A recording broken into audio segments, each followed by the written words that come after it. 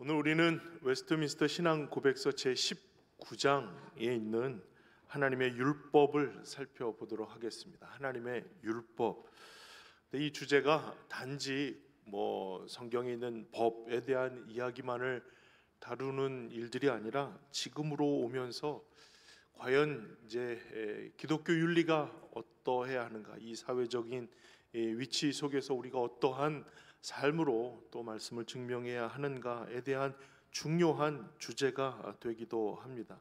이 상황들을 우리가 잘 살피면서 우리의 신앙의 주제를 살피고 또 기독교인으로 살아가는 신앙의 중심을 또 바르게 세워가는 기회가 될 수 있기를 바랍니다. 먼저 우리가 살펴볼 일들은 율법과 나와의 관계입니다. 율법은 먼 말씀처럼 여겨지고 지금 살아가고 있는 나와 무슨 상관이 있고 연관을 할 수가 있는가에 대한 이야기죠. 그도 그럴 것이 하나님의 율법 하면 제일 먼저 떠오르는 것이 구약의 율법의 이야기를 먼저 떠오르게 될 겁니다. 십계명이라든지 주신 율법의 계명들을 생각할 때 하나님의 율법이라는 말로 떠올리게 되죠. 그래서 흔히 율법서라고 불려지는 모세오경이 있죠. 창세기부터 시작하는 그 모세오경의 내용들을 통해서 율법서다, 우리에게 율법의 내용을 담고 있다라고 분류를 하기도 합니다. 그런데 중요한 것은 이 율법의 시작이 출애굽기가 아니라 창세기로부터 한다는 것이죠. 단지 출애굽기 안에 있는 십계명을 설명하기 위해서 창세기는 하나의 과정인가가 아니라 이미 하나님의 율법의 선포는 창세기, 창조로부터 시작되고 있다는 것을 의미하는 거예요. 그래서 모세의 율법이라고 했을 때 그 모든 율법이 그 안에 다 담겨져 있는 것입니다. 그래서 모세는 율법을 이야기하는, 대신하는 그런 상징적인 존재예요. 그러면 율법과 선지자, 이 구약의 내용들을 얘기할 때 선지자는 엘리야가 그 대표되는 내용이죠. 그래서 예수님이 변화선상에서 모세와 엘리야를 대면하시잖아요. 그러니까 율법과 선지자를 만나시게 된 거예요. 그러니까 구약의 일들을 성취하시는 사건이 그 변화선상에서 일어나는 일이죠. 그러니까 모세의 율법의 내용을 대변하는 일들이 바로 이 모세오경인데요. 그 시작이 바로 창세기, 창조 때에 하나님의 율법이 시작되었다라고 말하고 있어요. 그러니까 법이라고 하는 특성상 법은 하나의 선포이고 그 선포된 내용들을 통해서 지키면 어떻게 되고 안 지키면 어떻게 된다라고 하는 그 결과까지 기록이 되었는데요. 그 내용을 기록한 첫 율법이라 할 수 있는 것은 바로 선악과 법이라고 할 수가 있겠습니다. 모든 실과의 나무는 다 먹어라. 그러나 중앙에 있는 선악을 알게 하는 나무의 실과는 따먹지 말라. 따먹으면 정령 죽으리라. 그 법을 순종함에 있어서의 하나님의 은혜와 그렇지 않음에 있어서의 하나님의 징계를 분명하게 이야기한 첫 율법은 바로 선악과 법입니다. 근데 그 법을 실패한 거잖아요. 따먹고 죄를 짓게 되었고 그 죄 가운데 모든 이후의 인류들이 그 죄악의 열매를 먹으면서 살아가게 되었다라고 하는 것이죠. 그래서 그 죄악의 자리로 전락하게 된 저주의 인생이 시작된 이야기가 바로 창세기로부터 시작된 이야기라는 겁니다.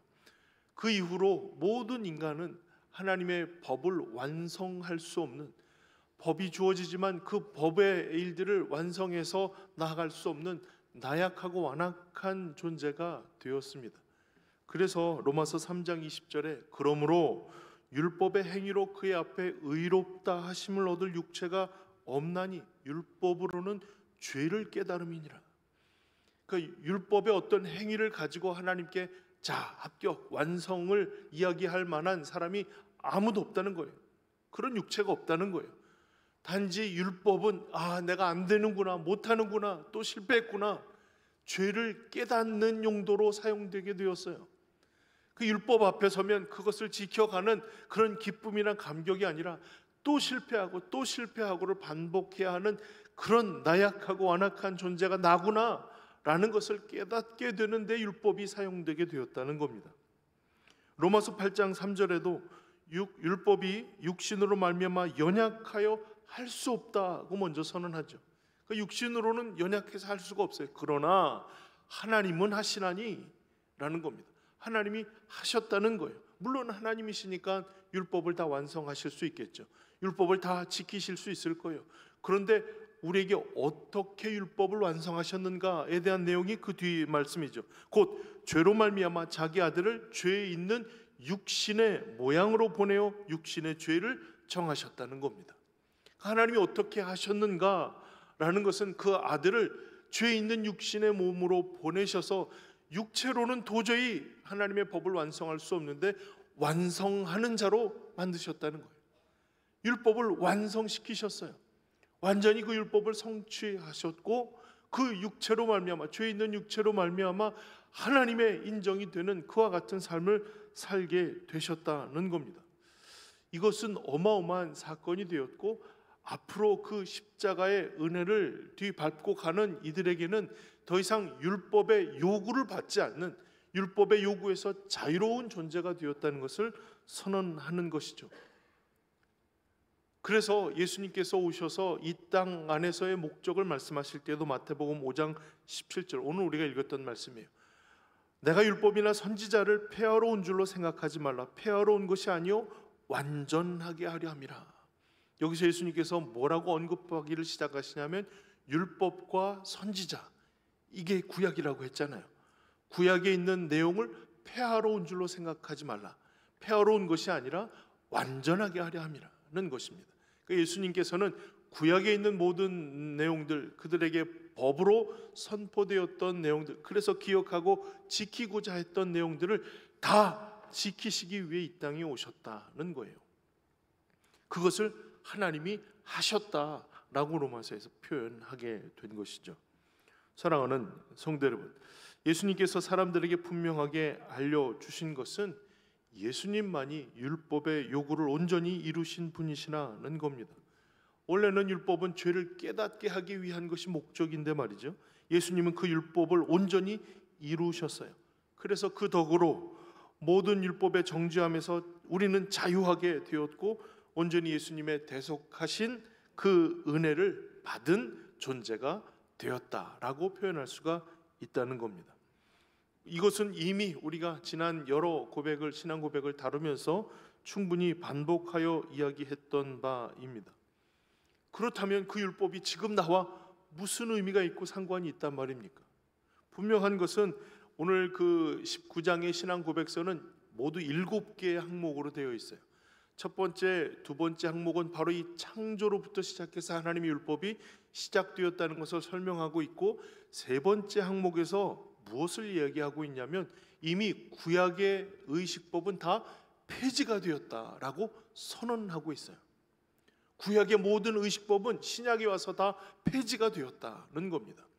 그러니까 뭐 제사를 드리고 절기를 지키고 이런 의식적으로 행하였던 모든 법들은 이미 신약시대 예수 그리스도를 통해서 완성되었기에 더 이상 반복할 필요가 없는 일이라 아예 폐지가 되었다라고 선언하고 있어요. 그러니까 의식법으로는 구약의 율법은 이미 폐지되었어요. 예수 그리스도로 인해서 말이죠.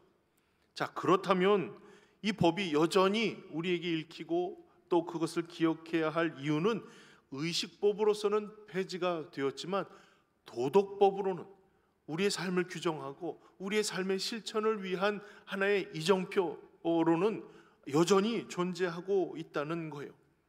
그러니까 믿음 있는 이들에게나 믿음 없는 이들에게 그 삶을 규정하는 좋은 기준으로 이 법이 계속 지속되고 있다는 것이죠.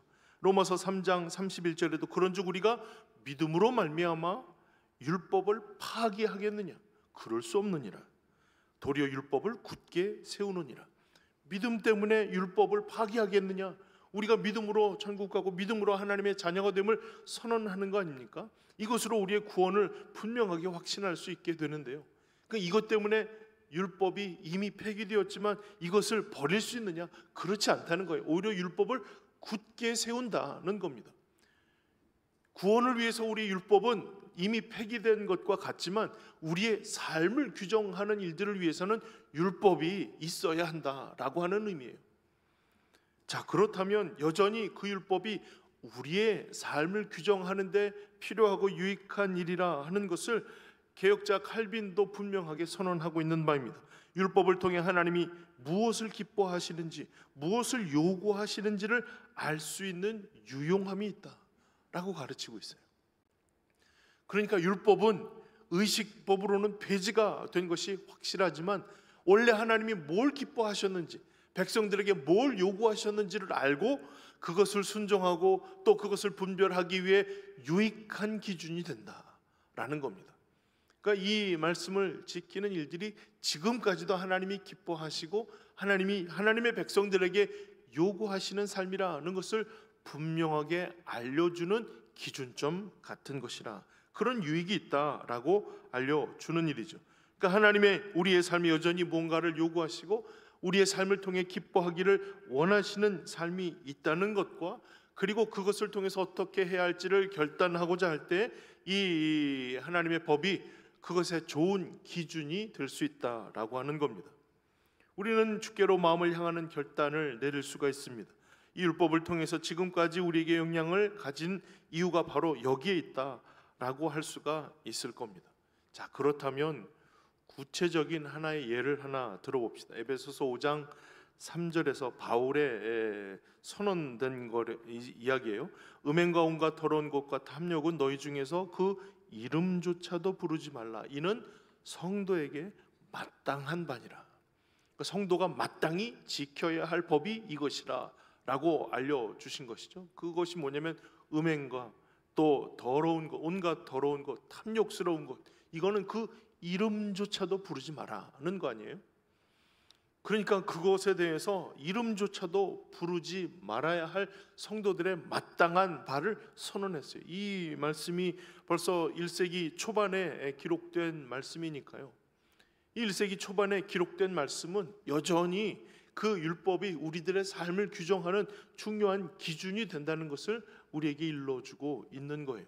그 법으로, 그러니까 하나님의 법이 율법과 선지자라고 했으니까 이것은 통틀어서 하나님의 말씀이 우리의 법이 되는 거예요. 그래서 시편 119편은 그 긴 말씀을 통해서 하나님의 법과 그 말씀이 우리를 인도하는 것이라는 분명한 기준을 우리에게 제시해 주고 있는 것이죠. 그러니까 여전히 그 말씀이 우리의 법칙이고 우리가 살아가야 할 중요한 기준이 되는 거예요. 그 에베소서 이 말씀을 통해서 우리는 이름도 부르지 말아야 할 그와 같은 마땅한 바에 대해서 요구를 받고 있다는 것을 알게 되는 것이죠. 그런데요, 이게 한 100년쯤 지나가요. 이미 성경이 기록된 시기가 지나가고 그 말씀을 읽고 기억하고 지키며 살아왔던 사람들의 삶만 지금 남아 있는 것이죠. 그런데 그 삶을 어떻게 표현하고 있는가? 그 1세기 중반쯤 되면 벌써 순교자들이 나오기 시작하고 그 순교자들을 통해서 그들의 삶이 어떠한가를 분명하게 증거하는 일들이 있어요. 기독교 변증가이자 순교자였던 저스틴이라는 사람이 있습니다.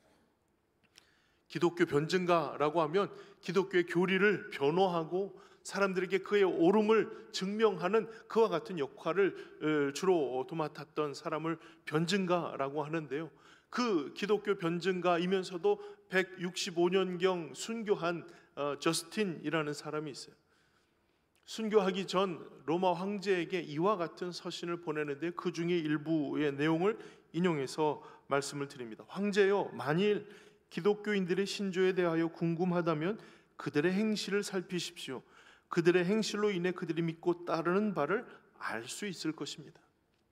그 로마의 박해가 심해지고 또 그것을 통해서 핍박이 계속 가중되고 있는 그런 현실 속에서 때로는 기독교인들에 대한 억측이나 또 그들이 로마에 위험하다는 잘못된 소문들이 있어요.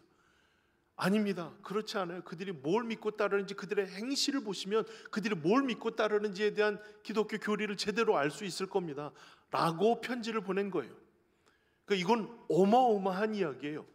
여러분, 지금으로 따지면 이렇게 설명을 할 수가 있겠죠. 기독교의 주장이 합당하다는 것을 알고자 한다면 교회 다니는 사람들의 삶을 보시면 알 수 있을 겁니다 라고 얘기하는 것과 같은 거예요.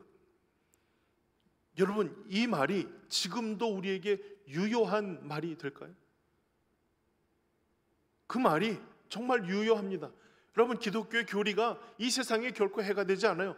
삶의 원칙이 될 수 있습니다. 합당하다 여길 수 있는 것을 알기 위해서는 교회 다니는 사람들의 면면의 생활들을 살펴보세요. 그러면 분명히 알 수 있을 겁니다. 라고 이야기하기에 충분한 우리의 삶이 되는가라는 겁니다. 이미 그들은 삶의 법칙으로 그 가운데 지내고 있었고, 수많은 핍박과 어려움 속에서도 그 삶을 증명하며 살아가고 있었던 거예요. 순교자의 이야기가 그들의 삶을 보시면 그들의 교리를 알고 합당하다라고 하는 것을 분명히 아실 수가 있을 겁니다 라고 황제에게 소개하고 있는 거예요.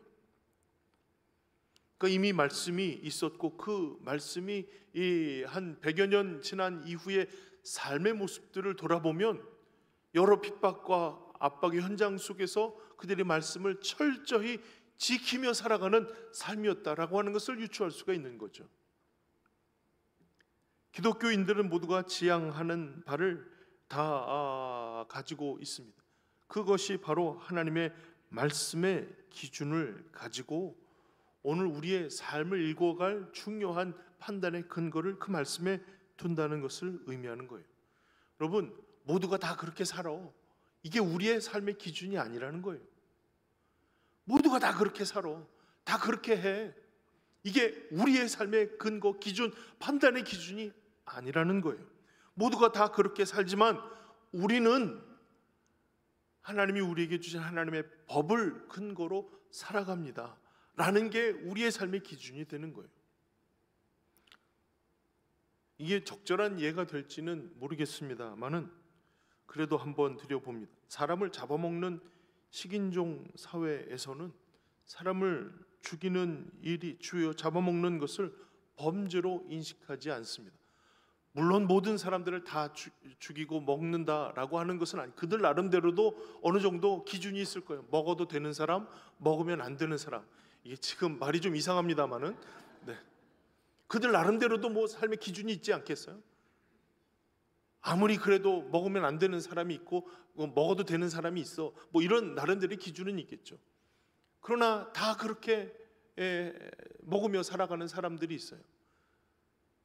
그런 중에 사람을 먹는 것이 별로 이렇게 큰 법률적인, 법적인 무리가 일으켜지는 일들은 아닐 것이라는 거예요. 다 그렇게 살아. 그런다고 우리도 그렇게 살아야 할 것인가에 대한 기준이 모든 사람들에게 있지 않다는 거예요. 사회적인 분위기에 있지 않다는 거예요. 그 기준은 오직 나에게 말씀하시는 하나님의 법에 그 근거가 있다는 것이죠. 이것이 오늘 우리가 분명하게 기억해야 할 일입니다. 신앙인들에게 모두가 다 그렇게 한다고 그렇게 살아가는 것이 아니라 그것보다는 보다 분명하고 높은 기준이 있다는 것인데요, 그게 바로 하나님의 법입니다.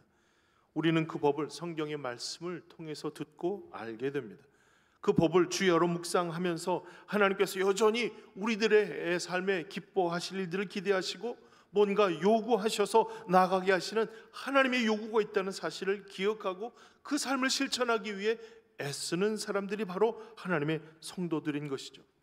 그런 의미로 보면 여전히 하나님의 법에 대해 생각하고 마음을 가져야 할 이유가 분명히 있는 것입니다. 우리는 지금도 세상의 방향과는 다른 하나님의 법을 따르는 사람들이에요. 이 말을 오해하면 안 됩니다. 세상에 걸리적거리는 존재가 되는 것, 세상을 무조건 반대하는 것이 이것의 의미가 아니라 오히려 그 차원 높은 법으로 세상을 품고 살아가는 사람들이 바로 믿는 사람들이라는 거예요. 하나님의 법은 그들을 품을 수 있는 분명한 삶의 기초와 그 기준을 가지고 우리들에게 그 법을 지키기를 요구하십니다. 그러니 모두가 다 그렇게 살아 라고 해서 우리가 그런 삶을 선택할 것이 아니라 하나님이 나에게 말씀하시는 하나님의 법에 따라 우리의 삶을 결정하고 결단하고 세상을 품고 살아갈 귀한 믿음의 결단을 가지고 순종할 마음을 갖게 되는 것이죠. 아무쪼록 이와 같으신 하나님의 법대로 순종하며 살아가는 믿음의 삶이 이어지기를 주의 이름으로 축복을 드립니다. 그래서 그 법이 계속적으로 우리에게 마음에 새겨지고 그 삶의 법대로 살아가기를 위해서 우리는 주야로 그 법을 묵상해야 해야 하는 거예요. 그런데 오늘 우리가 읽었던 야고보서의 말씀에도 있지만 실천을 위한 결심이 필요한 거예요. 실천을 위한 결심. 아까 야고보서 1장 25절에 자유롭게 하는 온전한 율법을 들여다보고 있는 자는 듣고 잊어버리는 자가 아니요 실천하는 자니 이 사람은 그 행하는 일에 복을 받으리라. 이것을 그냥 듣고 그냥 알고만 있는 사람들이 아니라 그 법을 실천하는 자라는 거예요. 그 법을 실천하는 자라.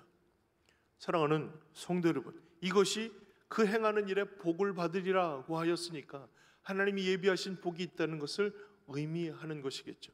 그러니 하나님의 법을 따라 순종하며 실천하며 살아가는 이들에게는 반드시 하나님의 복이 임한다는 사실을 기억해야 합니다.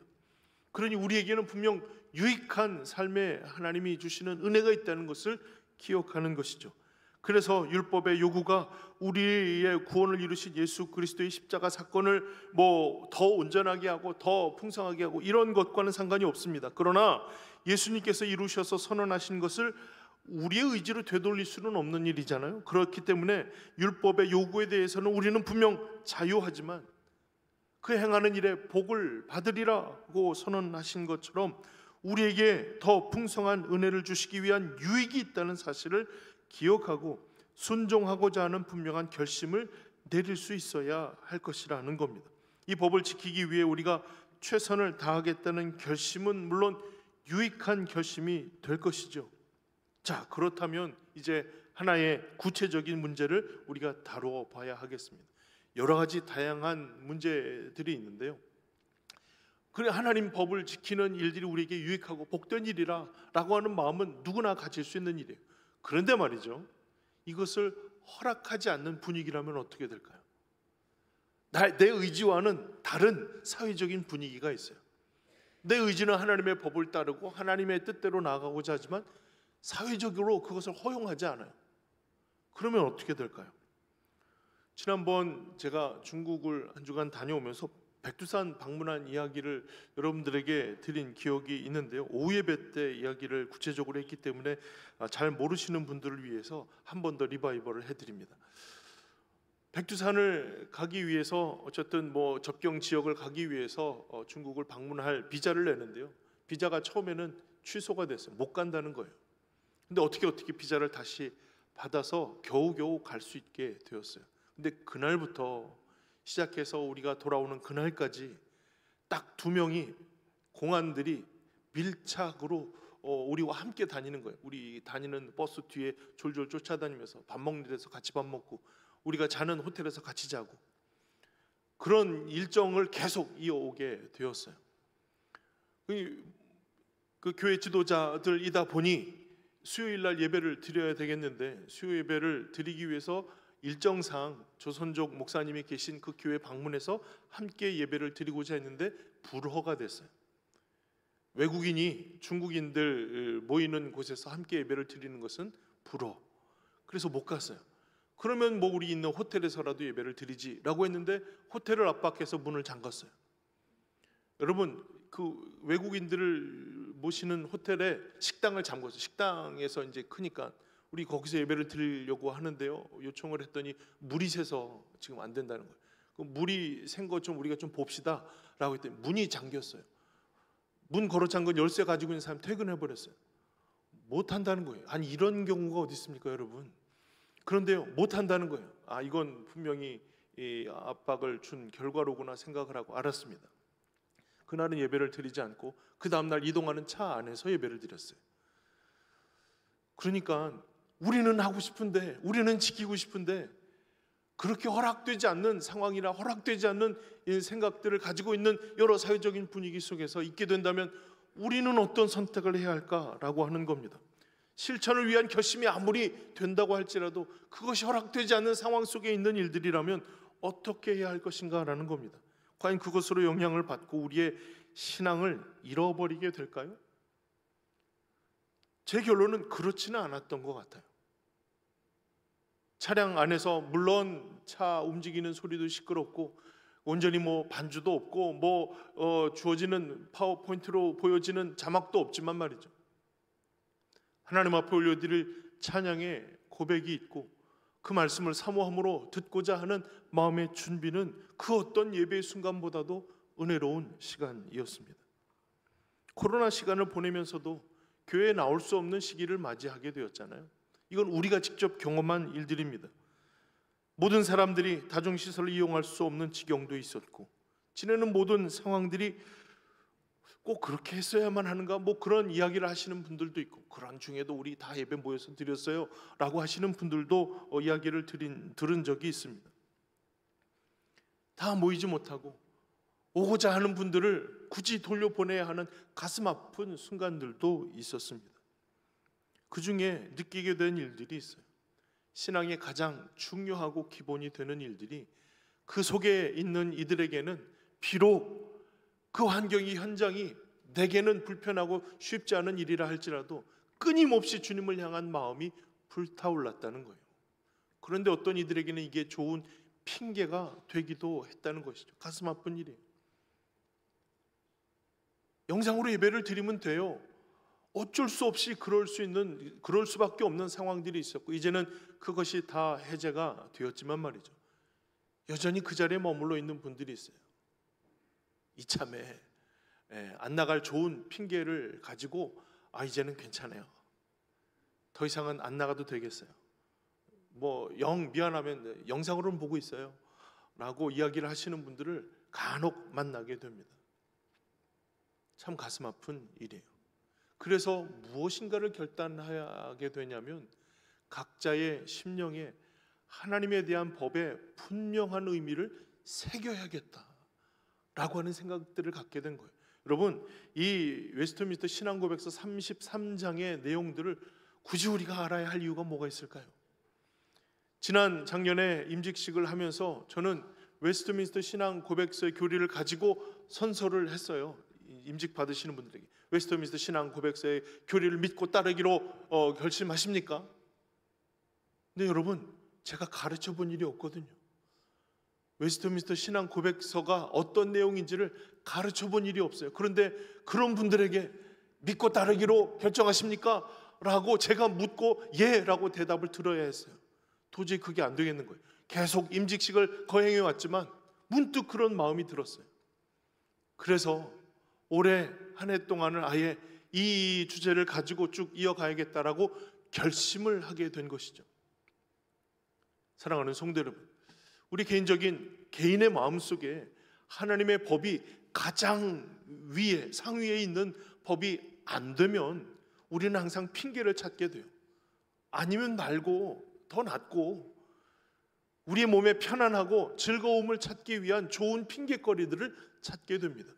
그러나 상황과 상관없이, 형편과 상관없이 하나님을 향한 귀한 믿음의 법을 지키기 위한 내 마음의 최선들이 시작되는 일들은 그 안에 하나님의 법이 살아있는 사람들에게 가능한 이야기라는 거예요. 그래서 이것을 가지고 난 예배 시간을 통해서 계속해서 모든 성도들에게 함께 나누기를 결단하고 그것을 이룰 중요한 과제들을 하나하나 이제 실천해 가고자 할 것입니다. 사랑하는 성도 여러분, 이게 중요한 일인 거예요. 실천을 위한 결심이 가능할 수 있는 것은 내 안에 하나님의 법이 살아있음을 깨닫게 되는 일이에요. 그 하나님의 법이 살아있음을 깨닫게 된다면 우리는 하나님께서 우리에게 무엇을 원하시고 기뻐하시는지를 알고 상황과 형편이 어찌 되든 간에 우리는 주님 앞에 최선의 모습을 가지고 나아갈 수 있게 될 것입니다. 삶은 많이 바뀌었어요. 유대인들에게도 마찬가지겠죠. 다 흩어지고 또 신앙을 유지하던 시기의 모습들, 처음에 마음들이 다 달라졌어요. 회당을 짓고 그 안에서 살기 시작하면서 여러 사람들이 섞이기 시작했고 본인의 모습과는 전혀 다른 삶의 예배 현장들을 만나게 되었습니다. 개종한 이방인들은 더 이상 유대인의 율법에 대해서 얽매이지 않아요. 모든 제사, 제도나 이런 것들이 예수 그리스도의 십자가로 완성이 되었고 그 제사로 인해서 어떠한 법적인 효력도 없다는 것을 분명하게 선언하죠. 히브리서 10장 4절에 이는 황소와 염소의 피가 능히 죄를 없이 하지 못함이라. 제사를 가지고는 온전한 구원을 이룰 수 없다는 것이 분명하게 선언되는 일들이에요. 그러나 우리는 여전히 하나님의 영광을 위한 하나님의 기대와 요구를 받으며 사는 삶이죠. 먹든지 마시든지 무엇을 하든지 하나님의 영광을 위해서 행하는 삶을 살아가게 됩니다. 그러면서 우리는 무엇을 기대하며 소망하며 살아가게 되는가?